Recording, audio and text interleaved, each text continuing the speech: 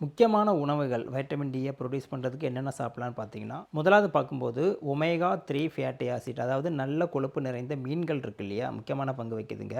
சூர மீன் ஆகட்டும், சால மீன் ஆகட்டும், நெத்திலி மீன் ஆகட்டும், அயில மீன் ஆகட்டும், வஞ்சர மீன் ஆகட்டும், இதிலெல்லாம் பார்த்தீங்கன்னா உங்களுக்கு வைட்டமின் டி கிடைக்கக்கூடிய வாய்ப்பு அதிகமாக இருக்குது. அடுத்ததாக பால் மற்றும் பால் பொருட்களில் உங்களுக்கு வைட்டமின் டி, அது கூட கால்சியமும் சேர்ந்து கிடைக்கும். முட்டையோட மஞ்சள் கறியில் வைட்டமின் டி உங்களுக்கு கிடைக்கும். காளான்கள் சாப்பிட்டா வைட்டமின் டி கிடைக்கும். இது போக காயில் ப்ரொக்கோலின்னு சொல்கிறோம் இல்லையா, அந்த முட்டைக்கோஸ் வகை ஃபேமிலி ப்ரொக்கோலி, அதில் வந்து வைட்டமின் டி அதிகமாக இருக்குது.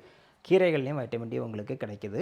முக்கியமான விஷயமே பார்த்தீங்கன்னா, தினமும் 15லேருந்து 20 நிமிஷம் சூரிய வெளிச்சத்தில் நீர் தான் இயற்கையாகவே நம்ம ஸ்கின்லேருந்து வைட்டமின் டி வந்து ப்ரொடியூஸ் ஆகுது. இந்த வைட்டமின் டி பார்த்தீங்கன்னா ரொம்ப கம்மியாக இருக்கும்போது டாக்டர் பார்க்கும்போது சப்ளிமெண்ட் மாதிரி தருவாங்க. ஏன்னா லெவல் ரொம்ப கம்மியாக, அதாவது டெஃபிஷியன்சி இருக்கும்போது மாத்திரை சாப்பிட்டு அதை ரெகுலேட் பண்ணிவிட்டு அதுக்கப்புறம் தான் நம்ம டயட்டில் கண்ட்ரோல் பண்ண முடியும் இல்லையா.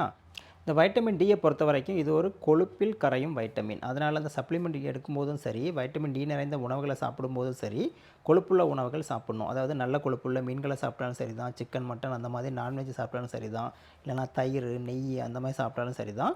அப்போ தான் அந்த வைட்டமின் டி வந்து ஈஸியாக கரையும். சில வைட்டமின்கள் பார்த்திங்கன்னா நீரில் கரையும் வைட்டமின்கள், அது பிரச்சனை இல்லை, தண்ணி குடித்தா கரைஞ்சிரும். ஆனால் வைட்டமின் டி எடுக்கும்போது கொழுப்பு உணவு சேர்த்து சாப்பிட்டா தான் முழுசாக உடம்போடு போய் சேரும்.